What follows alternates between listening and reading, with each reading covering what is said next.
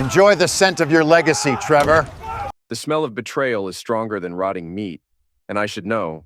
I've been cutting flesh for 23 years. My name is Bobby Granger, and I run the only butcher shop in Millbrook, Maine. The population 4,847, give or take whoever's fled to Boston this week. I've got calloused hands, a bad back, and until 3 weeks ago, I thought I had a decent marriage. The morning I figured out my wife was cheating, I was breaking down a side of beef. The bone saw was humming, sawdust floating in the air like snow, when Mrs. Peterson shuffled in asking for her usual 2 pounds of ground chuck, lean as possible because her husband's heart can't handle the fat anymore. That's a shame about Harold, I said, wrapping her order in white paper. How's he doing? Oh, still kicking. She leaned across the counter, lowering her voice. But speaking of kicking, I saw that fancy black car at your place again yesterday. Tesla, wasn't it? Tiffany's got herself some wealthy clients these days. The bone saw stopped humming. Clients? For the yoga, dear. Though I have to say, 3 times a week seems excessive for stretching lessons. I handed her the package, my fingers suddenly feeling numb. 3 times a week. Tuesday, Thursday, and Saturday, like clockwork. Nice-looking young man, too. Drives like he owns the road. After she left, I stood there staring at the meat counter. Tiffany had been teaching yoga for 2 years now, ever since she got her certification online. She'd converted our garage into a studio, complete with mirrors and those foam blocks that cost more than my weekly groceries. But she'd never mentioned a regular client, especially not one who drove a Tesla. I cleaned the saw blade methodically, the way my father taught me. Every tool deserves respect, he'd say. Treat it right, and it'll serve you well. Treat it wrong, and you'll cut yourself. That evening, I watched Tiffany prepare dinner. She moved around our kitchen with practiced ease, her blonde hair pulled back in a messy bun, wearing those expensive yoga pants that hugged her curves. At 38, she still turned heads at the grocery store. I'd always been proud of that. "How was your day?" she asked, not looking up from the stove. The usual. Cut meat, made small talk with customers. Mrs. Peterson mentioned seeing a Tesla at the house. New client? Tiffany's shoulders tensed for just a moment. Oh, that. Yeah, Trevor something. He's working on flexibility for his golf game. Pays really well. Trevor something. Trevor Flint. He's a real estate agent. One of those aggressive types who thinks money solves everything. I studied her face. After 18 years of marriage, I knew her tells. The way she touched her neck when she was nervous, how she overshared details when she was lying. Sounds like a real piece of work, I said. He is. But his money's good, and we need it. That night, I lay in bed listening to Tiffany's breathing. She'd always been a light sleeper, but lately, she'd been dead to the world. Deep, satisfied sleep. The kind you get after a good workout. Or something else. I slipped out of bed and padded to the kitchen, where I kept the landline. The yellow pages still sat in the drawer, thick as a phone book should be. I found Trevor Flint's listing easily enough. Flint Realty. Professional headshot showed a guy in his 30s with perfect teeth and too much hair gel. The kind of smile that sold houses and probably broke up marriages. The next morning, I drove past his office on my way to work. The Tesla was parked out front, gleaming black with vanity plates that read, "Sold it." I memorized the license number and continued to my shop. Grace Muldoon was waiting by my door, arms crossed over her floral housecoat. At 55, she'd outlived 2 husbands and appointed herself the neighborhood's unofficial surveillance system. Most people found her annoying. I was starting to appreciate her attention to detail. "Morning, Grace." "Bobby?" "We need to talk." I unlocked the door and flipped the sign to open. "Coffee's not ready yet, but come on in." She followed me inside, her slippers squeaking on the tile floor. "I don't want coffee. I want to know if you're aware of what's happening in your own driveway. Enlighten me. That Tesla, it's not just coming for yoga lessons. I've seen them sitting in it afterward, talking, sometimes for an hour.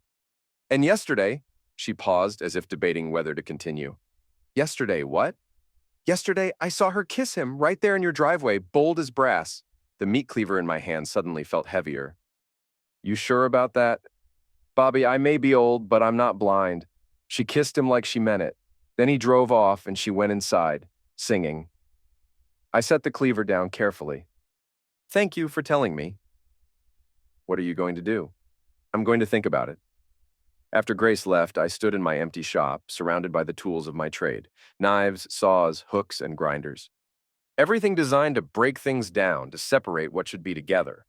The irony wasn't lost on me. I'd always prided myself on being methodical. In the meat business, you can't afford to be sloppy. One wrong cut, and you've ruined an expensive piece of beef. One moment of carelessness, and you've lost a finger. Everything had to be planned, measured, executed with precision. If Tiffany wanted to play games, I'd play them better. That afternoon, I called in sick to my friend Cal Hudson, ex-cop, current drunk, and the only person I trusted with questionable requests. We'd grown up together, served on the volunteer fire department, and shared enough secrets to keep each other out of trouble. Cal, I need a favor. What kind of favor? The kind where you don't ask questions and I owe you a case of beer. I'm listening. I need to borrow your surveillance equipment, the good stuff. Cal was quiet for a moment. Bobby, you sure you want to go down this road? I'm already on it. I just need to see where it leads. 2 hours later, Cal arrived at my shop with a duffel bag full of equipment. Wireless cameras, GPS trackers, signal jammers, and a few other items I didn't recognize. This is serious stuff, he said, laying it all out on my cutting table. The cameras are motion-activated, 30-day battery life.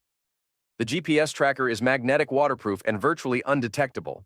And this, he held up a small device, is a signal jammer. It'll scramble any electronic locks within a 20-foot radius. Jesus, Cal. Where did you get this stuff? Better you don't know. But Bobby, if you get caught with any of this, you didn't get it from me.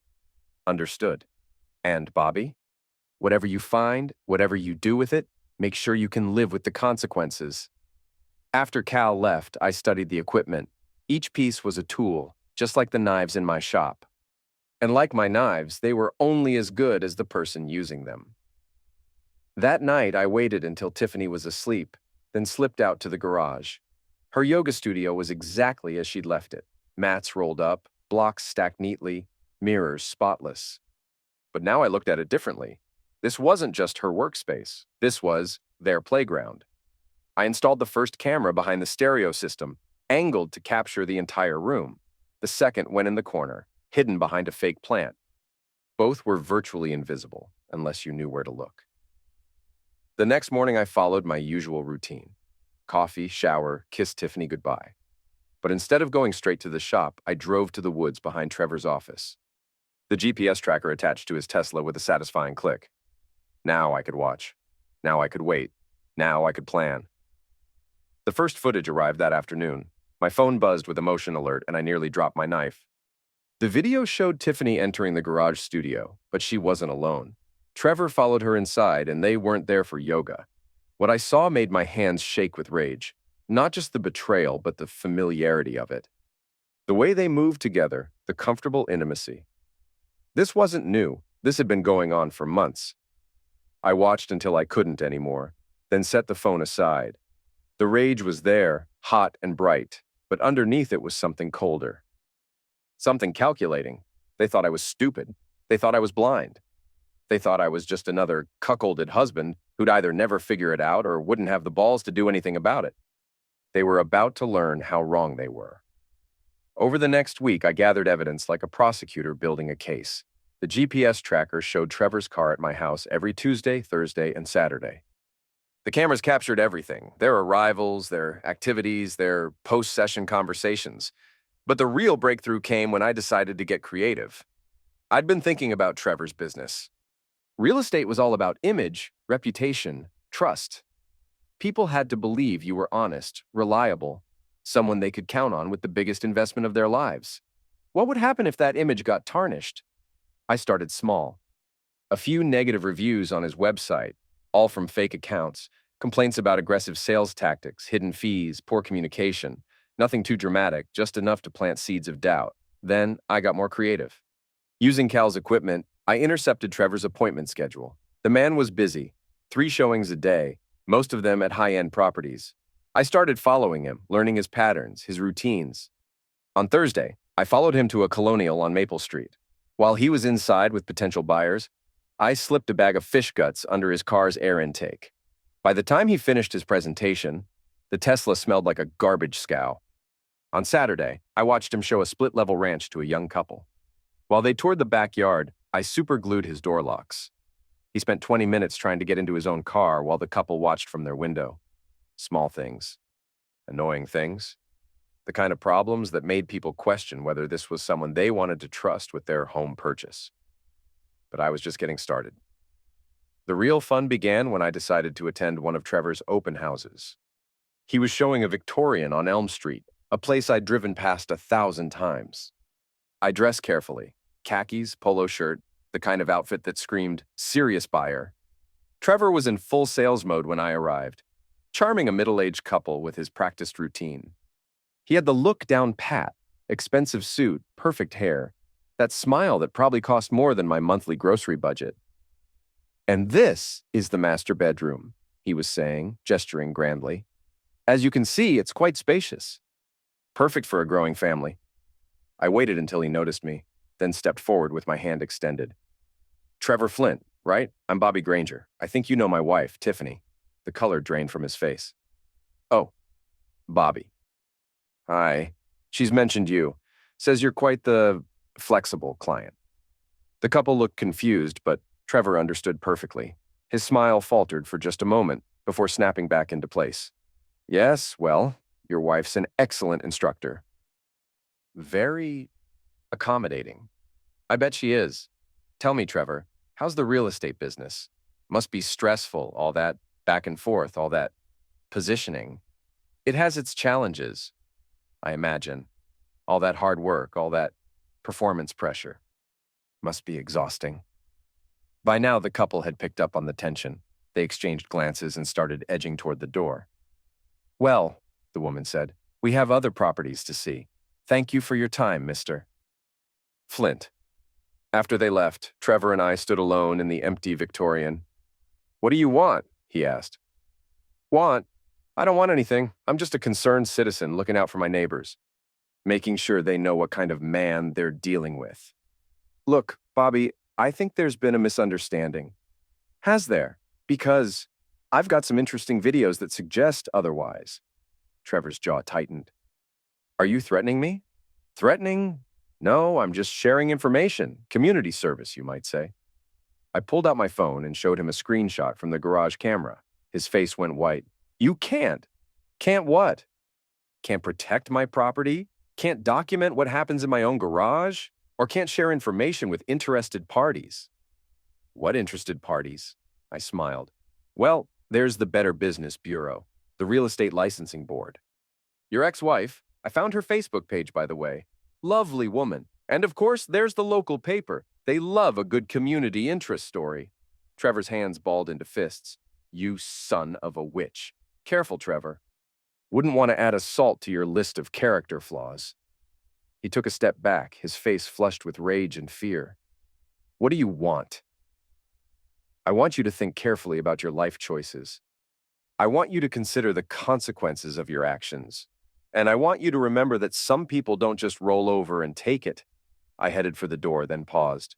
"Oh, and Trevor, you might want to check your car. I think something crawled up in there and died."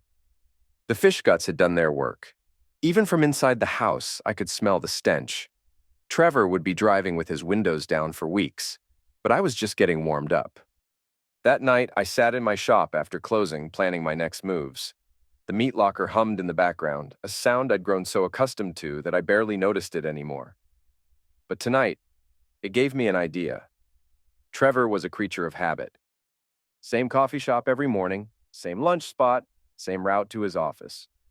He was also vain, the kind of man who couldn't resist checking his appearance in every reflective surface he passed. I decided to use both traits against him. The next morning, I parked across from his office and waited. At 8:47 a.m., right on schedule, the Tesla pulled into its usual spot. Trevor emerged, checked his hair in the car's reflection, and headed inside. I gave him 10 minutes to settle in, then made my move. The signal jammer Cal had given me was smaller than a cell phone, but packed enough power to scramble electronic locks within a 20-foot radius. I activated it and walked casually past Trevor's car, then I waited. At 10:15, Trevor emerged with a client, an elderly man who looked like he had serious money. They walked to the Tesla, chatting about property values and market trends. Trevor hit the unlock button on his key fob. Nothing happened. He tried again. Still nothing. "Everything okay?" the client asked. "Just a minor glitch," Trevor said, his voice tight. He tried the manual key, but the electronic locks were completely scrambled. While Trevor fumbled with his car, I slipped the jammer into my pocket and watched from across the street. The client was checking his watch, clearly annoyed. In the real estate business, time was money, and Trevor was wasting both. After 15 minutes of struggling, Trevor finally got the car open, but by then the client had called his wife to pick him up. Another deal lost, another dent in Trevor's reputation. I was starting to enjoy this.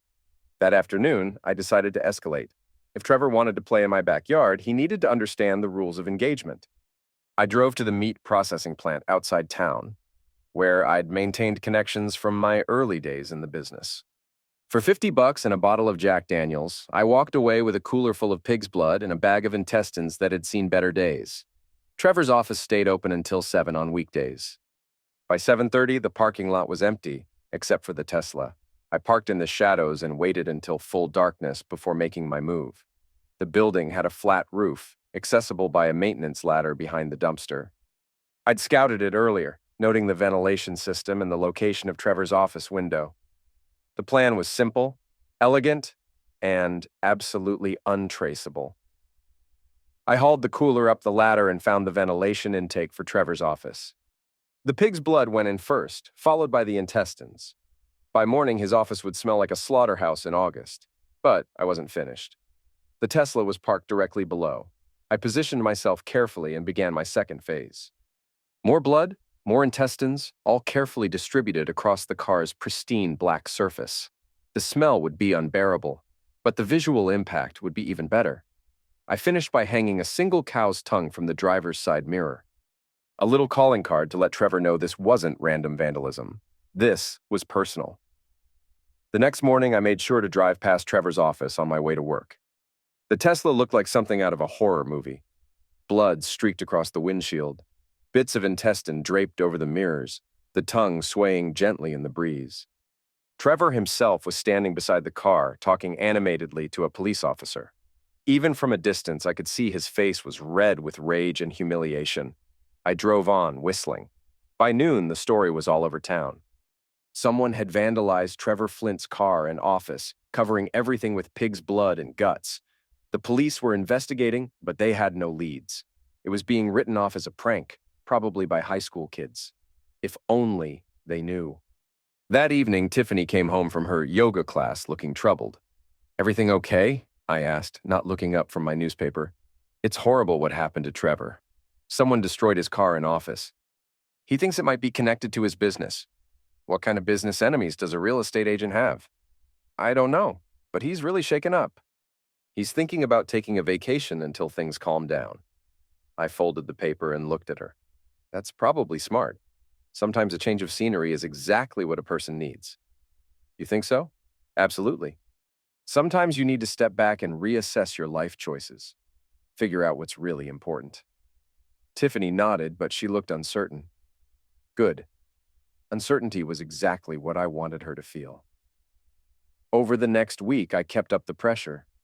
More negative reviews, more mechanical problems with Trevor's car, more mysterious incidents that couldn't be traced back to me.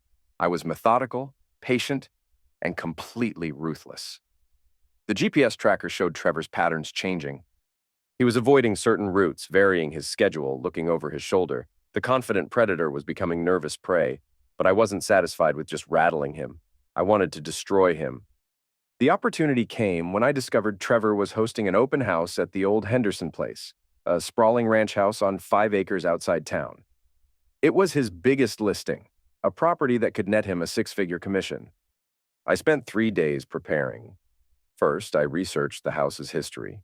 Built in 1987, it had been empty for 2 years after Old Man Henderson died. The family wanted to sell quickly, which meant Trevor was under pressure to move it fast. Second, I studied the property layout. The house sat at the end of a long gravel driveway surrounded by woods. Private, isolated, perfect for what I had in mind. Third, I gathered my materials.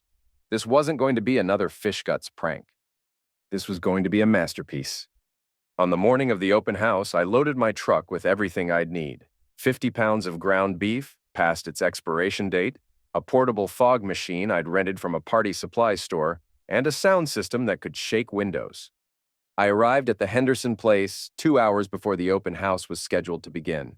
Trevor's Tesla was already there, parked in the circular driveway like a black jewel. The man himself was inside, probably staging the house for maximum impact. I set up my equipment in the woods, close enough to the house to be effective, but far enough away to avoid detection. The fog machine went behind the garage, connected to a timer that would activate at 2 p.m. sharp. The sound system was hidden in the bushes near the front door, programmed to play a loop of slaughterhouse sounds, the mechanical whir of meat grinders, the thud of cleavers, the screech of bone saws. The ground beef went everywhere. I spread it around the foundation of the house, tucked it into the window wells, and packed it into the gutters.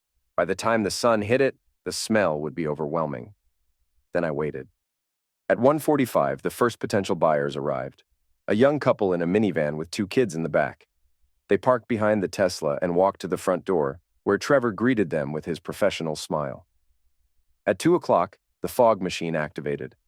It started as a thin mist seeping around the garage, but within minutes, it had enveloped the entire property. The house disappeared behind a wall of white vapor, and the smell of rotting meat began to permeate the air. At 2:01, the sound system kicked in. The mechanical screech of the bone saw cut through the afternoon air, followed by the rhythmic thump of cleavers and the low rumble of industrial grinders. It sounded like a slaughterhouse from heck, and the fog made it impossible to see where the sounds were coming from. The young couple emerged from the house at a dead run, the kids screaming and crying. They didn't stop to talk to Trevor, didn't pause to be polite. They just ran to their minivan and drove away as fast as the gravel driveway would allow. 2 more families arrived over the next hour. Both turned around the moment they saw the fog and heard the sounds. One woman actually called the police, reporting a suspicious industrial accident at the Henderson place. By 4 p.m., Trevor was standing alone in his poisoned paradise, his open house a complete disaster. The fog was finally starting to clear, revealing the true scope of the damage. Rotting meat was everywhere, attracting clouds of flies and filling the air with a stench that would linger for days. But I wasn't finished.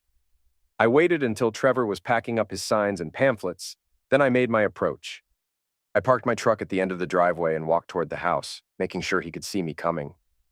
"Heck of a thing," I called out as I got closer. "Looks like your open house got a little out of hand." Trevor looked up, his face a mask of rage and exhaustion. You did this." "Did what? I just came by to see the property. I've been thinking about making an offer."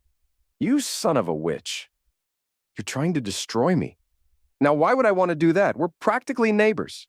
Trevor dropped his signs and walked toward me, his hands clenched into fists. "This has gone too far.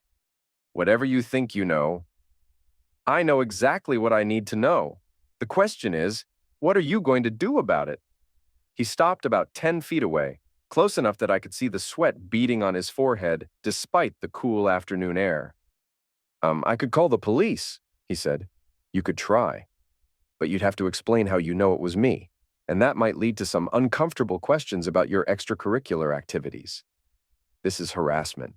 This is consequences. Something I don't think you're familiar with?"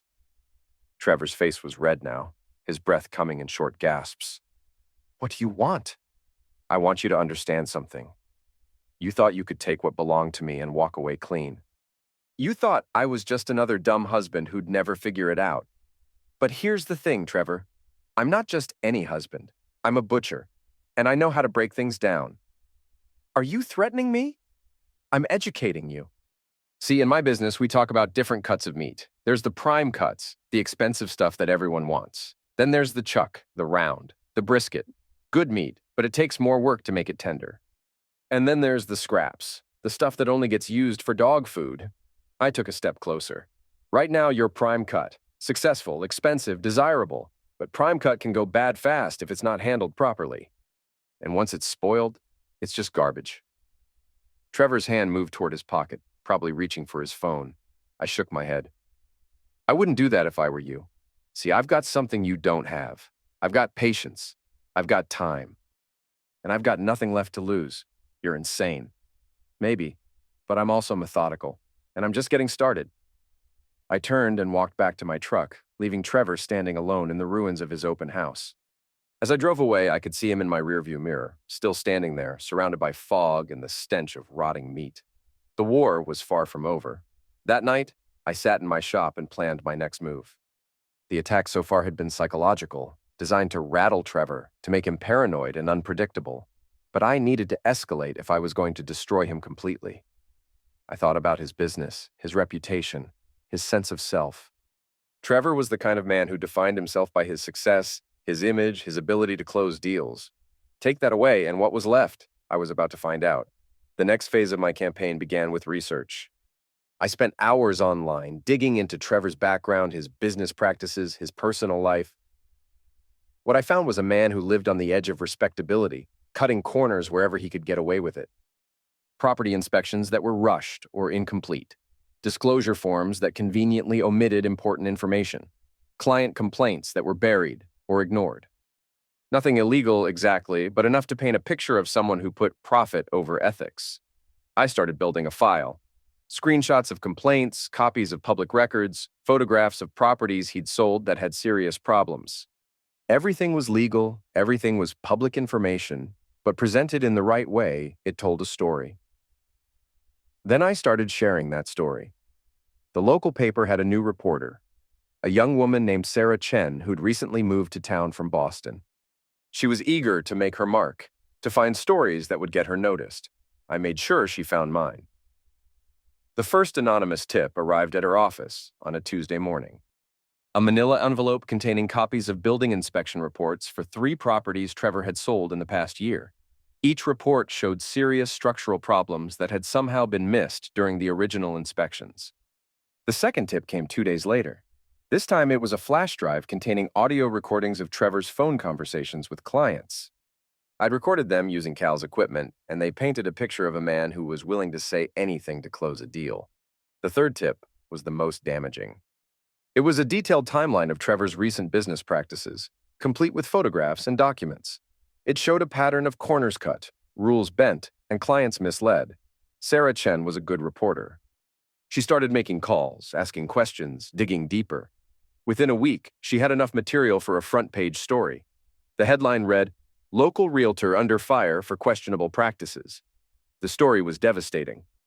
It detailed Trevor's history of rushed inspections, his habit of downplaying property problems, and his aggressive sales tactics. It included quotes from unhappy clients and comments from building inspectors who'd been pressured to rush their work. But the real killer was the photo. Sarah had managed to get a picture of Trevor at the Henderson Place open house, standing amid the fog and rotting meat. He looked like a man who'd lost control of his life. The story ran on Thursday. By Friday, Trevor's phone was ringing off the hook, but not with potential clients. The calls were from angry former customers, regulatory agencies, and lawyers representing people who felt they'd been defrauded. I read the story 3 times, savoring every word. This was what consequences looked like. This was what happened when you messed with the wrong man's life. But I still wasn't finished. That weekend, I put the final phase of my plan into motion. It was time to deal with Tiffany. She'd been getting more nervous over the past week, asking questions about my schedule, my mood, my plans. She knew something was wrong, but she couldn't figure out what. The uncertainty was eating at her, and it showed. On Saturday morning, I waited until she left for her yoga class. Then I made my move.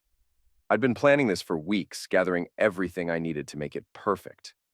The first thing I did was print out every piece of evidence I'd collected. The photographs, the videos, the GPS tracking data, the credit card statements I'd found showing charges at hotels and restaurants. Everything that proved their affair, everything that showed how long it had been going on. Then I arranged it all in a neat timeline, starting with the first suspicious charge from 8 months ago and ending with yesterday's video footage from the garage. It was comprehensive and impossible to explain away. I put it all in a manila folder and left it on our kitchen table, where Tiffany would find it the moment she came home. But that was just the beginning. The second part of my plan involved our son, Braden.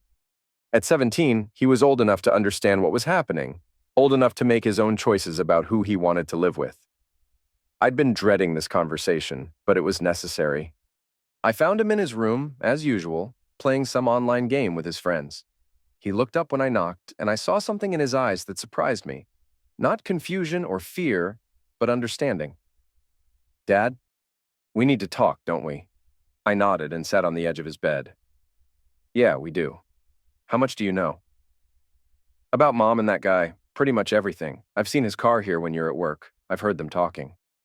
I'm not stupid, Dad. Why didn't you say anything? Braden shrugged. What was I supposed to say? Besides, I figured you'd handle it when you were ready. I'm ready now. Your mom and I are going to separate. I wanted you to know before things get ugly. Are they going to get ugly? Probably. But whatever happens, I want you to know that none of this is your fault. And you'll always have a place with me, no matter what. Braden nodded, his jaw set in a way that reminded me of myself at his age. I want to stay with you, Dad. Mom, she's not the same person anymore. Are you sure? This is a big decision. I'm sure. You're the one who's been real with me. You're the one who's been here. I felt something tighten my chest loosen. Whatever else happened, I hadn't lost my son. The third part of my plan was the most satisfying. I've been saving it for last, waiting for the perfect moment to deliver the final blow to Trevor's life. I called Cal and asked him to meet me at the shop. When he arrived, I showed him the footage from the garage cameras. Jesus, Bobby. How long has this been going on? 8 months that I can prove, probably longer. What do you want to do? I want to end it. Permanently. Cal looked at me carefully. Define permanently. I want to make sure Trevor Flint never shows his face in this town again. I want to make sure he never forgets what happens when you mess with another man's family. And how do you propose to do that? I smiled. I'm going to give him a choice. Leave town voluntarily or have his life destroyed completely, and I'm going to make sure he knows I'm serious. Cal nodded slowly. What do you need from me? One last favor. I need you to deliver a message. I handed him a sealed envelope. Inside was a single sheet of paper with an address and a time. Nothing more. Make sure he gets this. And Cal? Make sure he knows it came from me. Cal left without asking questions. That was the kind of friend he was. Loyal, reliable, and smart enough to know when not to dig too deep. I spent the rest of the afternoon preparing for the confrontation. I chose my location carefully, the old meatpacking plant on the outskirts of town. It had been abandoned for 15 years, but I still had a key from my days working there as a kid. It was isolated, private, and had exactly the right atmosphere for what I had in mind. At 8 p.m., I was waiting when Trevor's Tesla pulled into the empty parking lot. He got out slowly, looking around nervously, clearly expecting some kind of trap. Bobby, he called out. You here? Inside, I called back. Loading dock. He hesitated, then walked toward the building. I watched him through the grimy windows, noting how he kept looking over his shoulder, how his hands shook slightly as he pushed open the heavy door. The loading dock was exactly as I'd left it. Concrete floors, metal hooks hanging from the ceiling, the lingering smell of old meat and disinfectant. Trevor stepped inside and stopped, his eyes adjusting to the dim light. What is this place? He asked. This is where I learned my trade, I said, stepping out of the shadows. Where I learned that everything has a price, and everyone has to pay eventually. Trevor took a step back. Look, Bobby, I think we can work this out. Whatever you want, what I want is simple. I want you to leave town, tonight. Pack your stuff, close your business, and never come back. I can't do that. I have obligations, commitments. You had commitments to your wife, too. How did that work out? Trevor's face went pale. How do you know about... I know everything, Trevor. About your divorce, about the affairs, about the pattern. You're not some master seducer. You're just a predator who targets vulnerable women. That's not true, isn't it? Your ex-wife filed for divorce after she caught you with her sister. Before that, it was the babysitter. Before that, your business partner's wife. You're not just a cheater, Trevor. You're a serial destroyer of families. I pulled out my phone and showed him a screenshot of his ex-wife's divorce filing. It's all public record. Amazing what you can find when you know where to look. Trevor sank onto a metal crate, his head in his hands. What do you want from me? I told you, leave town. Tonight. And if I don't? I gestured to the hooks hanging from the ceiling. You see those? They're rated for 500 pounds each, strong enough to hold a side of beef, strong enough to hold other things, too. Are you threatening to end me? End you? No, Trevor, that would be too easy. I'm threatening to destroy you. Completely, professionally, personally, financially. I'm threatening to make sure everyone in this state knows exactly what kind of man you are. I pulled out a thick folder and dropped it on the floor between us. Sarah Chen thinks she wrote the definitive story about your business practices, but she only scratched the surface. This folder contains everything, every affair, every lie, every corner you've cut. Your ex-wife is very chatty when she's had a few drinks. Trevor opened the folder with trembling hands. His face went white as he flipped through the pages. Jesus Christ, where did you get all this? Does it matter? The question is, what are you going to do about it? This would ruin me. Yes, it would. Your real estate license would be revoked. Your business would collapse. Your reputation would be destroyed. And that's just the beginning. See, I've also been in touch with some of your former clients. Turns out a lot of them have been thinking about lawsuits. They just needed someone to show them the way. Trevor was shaking now, the folder scattered around his feet. You can't do this. I can do whatever I want. The only question is whether you're going to make it easy or hard. I walked closer, close enough that he could smell the lingering scent of raw meat on my clothes. Here's what's going to happen, Trevor. You're going to get in your fancy car and drive away from here. You're going to pack your stuff, settle your affairs, and leave town. You're going to start over somewhere else, and you're going to stay away from married women. And if I do that, then this stays between us. The folder gets buried, the lawsuits never happen, and you get to keep what's left of your dignity. And if I don't, I smiled, but there was no warmth in it, then I release everything. To the papers, to the licensing board, to every wronged husband in your past, I turn your life into a cautionary tale. Trevor stared at me for a long moment, then slowly gathered up the scattered papers. You're serious about this? Deadly serious. I need time to... You have until tomorrow night, 24 hours to disappear. After that, all bets are off. Trevor stood up, still clutching the folder. What about Tiffany? What about her? Are you going to hurt her? The question surprised me. Even in his terror, he was thinking about my wife. It almost made me respect him. Almost. I'm not going to hurt her, Trevor. I'm going to divorce her. But that's between me and her. Your part in this ends tonight. Trevor nodded and walked toward the door. At the threshold, he turned back. For what it's worth, Bobby, I'm sorry. I never meant for it to go this far. Neither did I. But here we are. After he left, I stood alone in the abandoned meatpacking plant, surrounded by the ghosts of my past. This was where I'd learned that the world was divided into predators and prey, hunters and the hunted. Tonight, I'd proven which one I was. I drove home slowly, taking the long way through town. Main Street was quiet. Most of the shops already closed for the night. The diner was still open, its neon sign flickering in the darkness. A few cars sat in the parking lot of Murphy's Bar, where the night shift workers went to unwind. This was my town. These were my people. Trevor Flint was just a tourist, a predator who'd wandered into the wrong territory. When I got home, Tiffany's car was in the driveway. The lights were on in the kitchen, and I could see her silhouette through the window. She was sitting at the table, probably reading the folder I'd left for her. I sat in my truck for a moment, gathering my strength for what came next.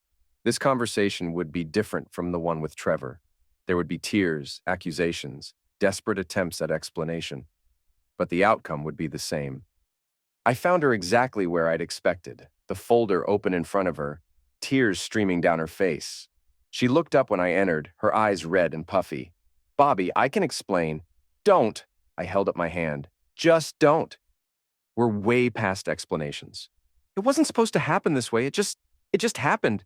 For 8 months? It just happened for 8 months? She looked down at the papers spread across the table. How did you get all this? Does it matter? The question is, what are we going to do now? What do you mean? I mean, this marriage is over, Tiffany. We both know it.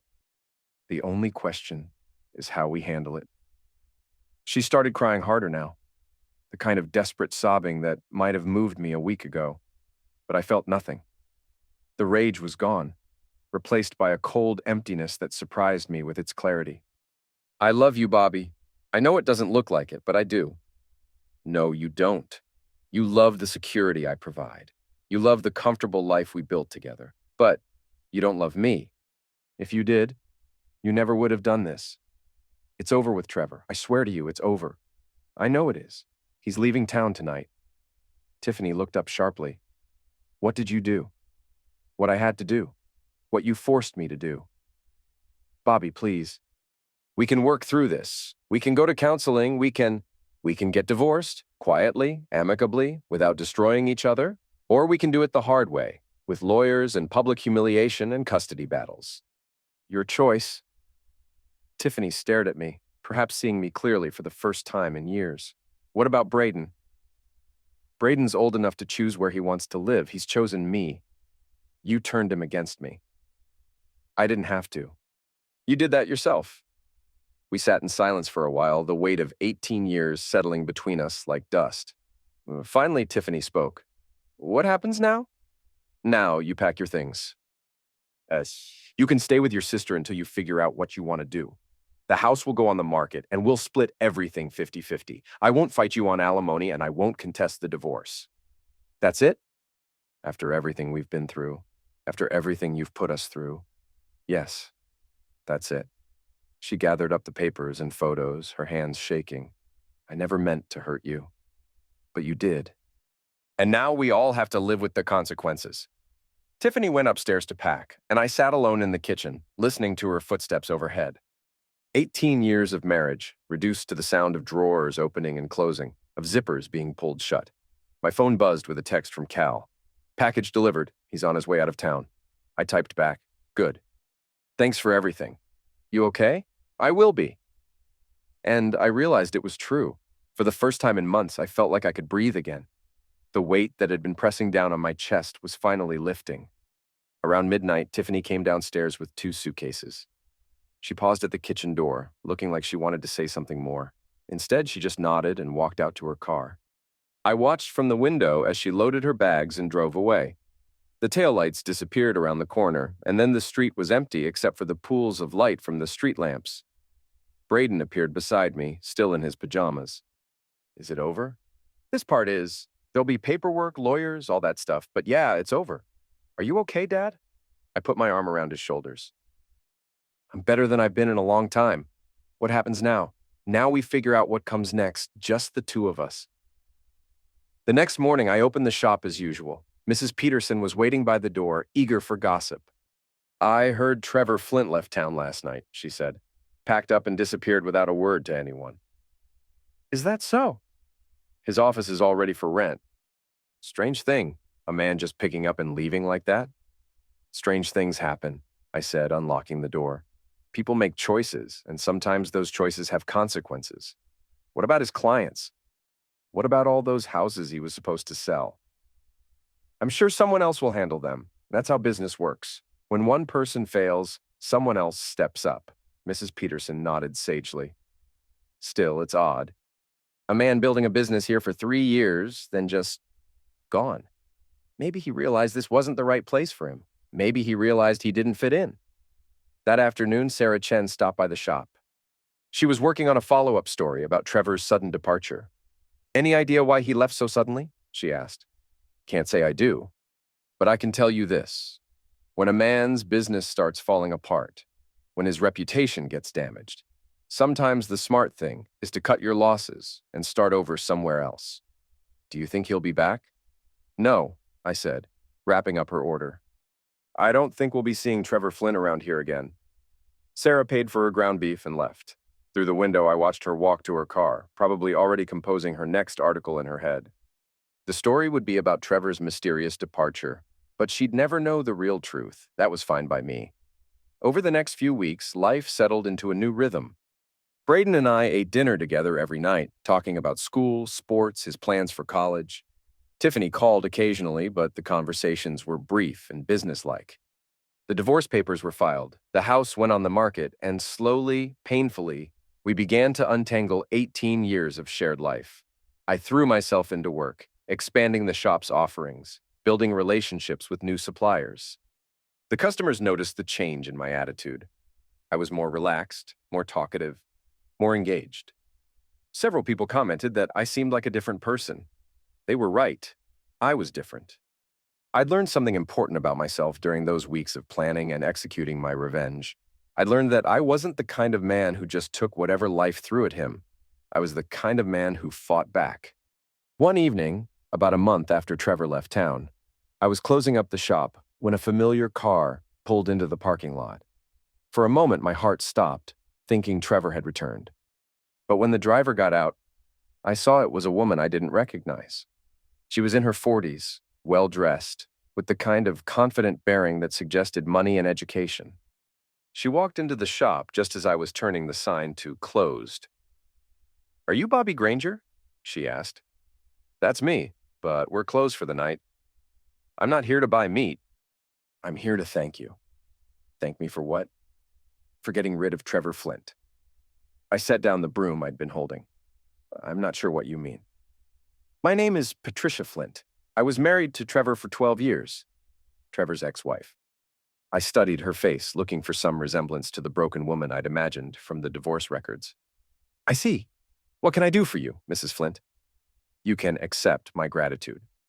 Trevor destroyed my life, my sister's life, and the lives of countless other women.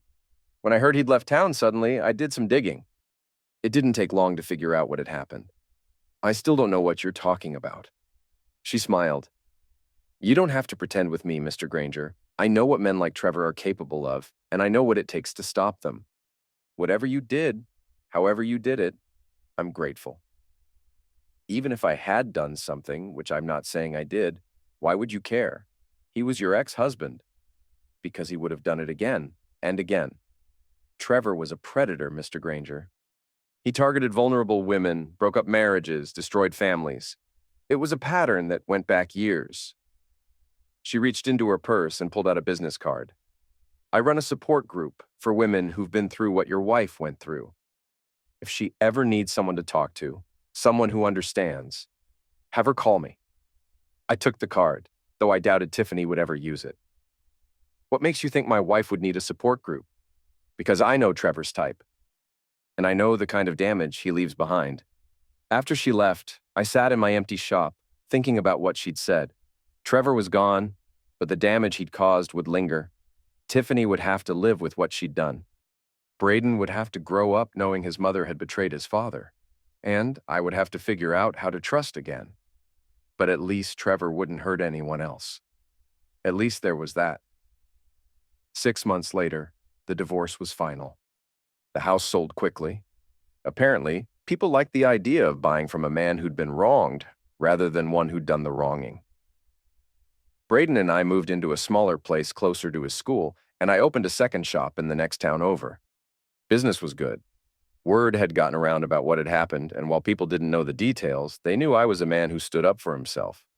In a small town, that kind of reputation was worth its weight in gold. I never heard from Trevor again. According to the few people who kept track of such things, he'd moved to Florida and was working as a used car salesman. The real estate business apparently hadn't worked out for him. Tiffany remarried 2 years later to a man she met at her support group meetings. I wished her well, and I meant it. Everyone deserved a second chance, even if they'd blown their first one. Braden graduated high school with honors and got a full scholarship to the state university. At his graduation party, he pulled me aside. "Dad, I want you to know something. What you did, how you handled everything. I'm proud of you. I just did what I had to do." "No, you did more than that. You could have just rolled over and taken it. A lot of men would have. But you fought back. You protected our family, even when Mom wasn't part of it anymore. Your mom made her choices, son. I just made mine. I know, and I respect that.